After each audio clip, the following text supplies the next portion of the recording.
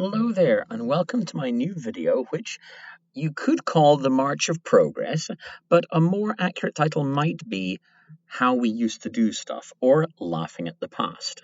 But let me explain, and I will begin with, well, a history lesson, because after all, as a molecular biologist, I'm lucky enough to have come on the scene just in time for this kind of sequencing of DNA to be going out of style and out of use.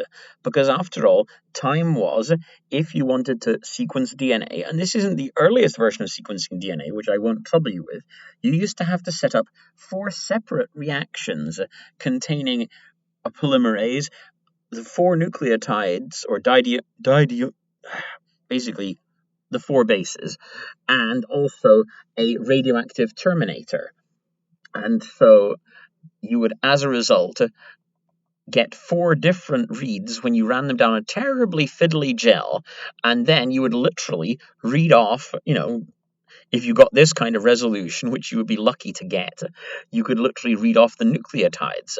And if there was like a mixed population, you'd have, hey, 2 bases at the same height, which are not here, but if there were, you would. Point is, and also this kind of sequencing read, if you were lucky, you could read 300 nucleotides steady on. But that was part of the reason that in the early days of molecular biology, subcloning was so much more in the style, simply because you didn't have to go through sequencing again. But of course, luckily for me, and a great many others, fluorescent sequencing came about, which, operates on the rough same principle that you have this mixtured pools, except instead of it being radioactive, you have a different fluorescent fellow instead. And then instead of running a gel, which you could still do in theory, you have like a capillary action situation, and a laser beam reads it off. So very, very futuristic. You end up with these lovely chromatograms, which you may or may not be already familiar with. And this to me is home. This to me is the technique that I was familiarized with. And as a brief aside, when I was getting lectures about this in university, I always remember my lecturer at the end of the lecture, after he'd got past all the material, he would then go on to say, I hope that one day we'll have a technique where you can literally just, somehow stick a DNA molecule and then just read the bases off one by one, chop them off and read them.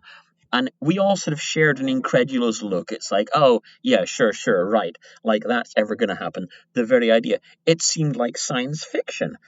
Well, look who's laughing now, where you have the likes of nanopore DNA sequencing, which, I know this is something that I've used only in moderation when it comes to getting, say, a whole plasmid sequence read and things like that.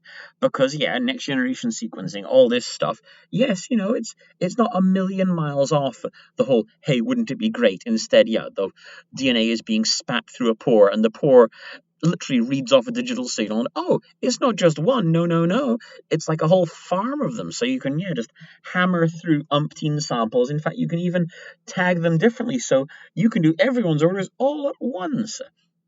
And that's one area, but of course there's many areas where progress has been made. So PCR, yes, the very familiar acronym, which if you don't already know what PCR is, you're maybe in the wrong video. But time was, historically, after PCR was invented in 1983, if you can believe it. After all, it wasn't as elegant as it is now. It was the way that you would torture our technician. Part of technician is being played by Purple Monkey. And yes, you would genuinely have 3 water baths, your PCR reactions, and a stopwatch, and a hatred for whoever told you to do this.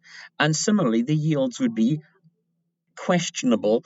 Reproducibility, also questionable. I am also thrilled that this was before my time. I heard stories, but I never saw this. And of course, the big revelation, no surprises, ta-da! A PCR machine. In fact, the first PCR machines I was using, it was when hot lids were considered an exotic accessory. So just like Purple Monkey here is warming his feet upon the hot lid, in the early days of my PCRs, you would have to literally, if you were using the cheaper PCR machine, then you would overlay your reaction with oil to stop evaporation, because otherwise just, bye-bye water, hello salt concentration, and no product for you. So I'm thrilled that I was just in time for the death rattle of that particular chestnut in the PCR story. But, once again, here's another area, and this I will go through at breakneck speed, that time was one of the ways where targeted gene editing was carried out was through the use of cloned zinc finger domains, which were then linked to a nuclease called FOC1, and through clever targeting on both strands, you would cause nicks in a certain location, and then this would cause a recombination hotspot due to the breakage, and you could either hope that a damage and therefore deletion would occur, or you could introduce a repair template with wobbles that wouldn't be recognized. So this, the ethos is still the same. It's not a million miles distant from CRISPR.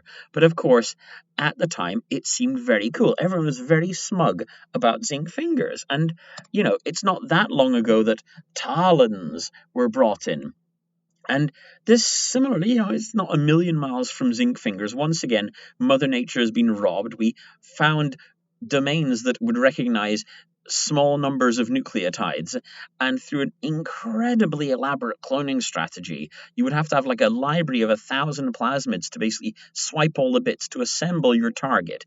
And yet still, it was more advanced and more versatile than zinc fingers, which I believe were based on triplets of nucleotides. So TALENs were just like, oh my goodness, laugh at those fools with their zinc fingers. TALENs is the way of tomorrow. Until tomorrow arrived with, hello, CRISPR Cas9. Suddenly, boom, guide RNAs.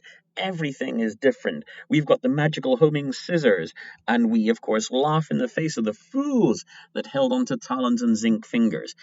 And hopefully by now you're recognizing a common theme. I mean, on a brief aside, just backtracking to PCR, when my older brother was doing his honors degree in the mid-90s, then he was showing me how they could quantitatively measure the amount of RNA expression in a cell by doing a PCR based on a cDNA.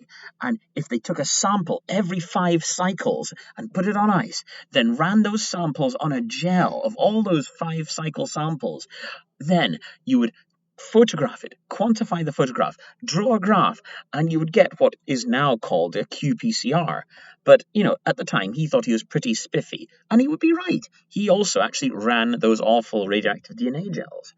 You get the idea. Progress is inevitable. So here is the weird take-home message from all of this.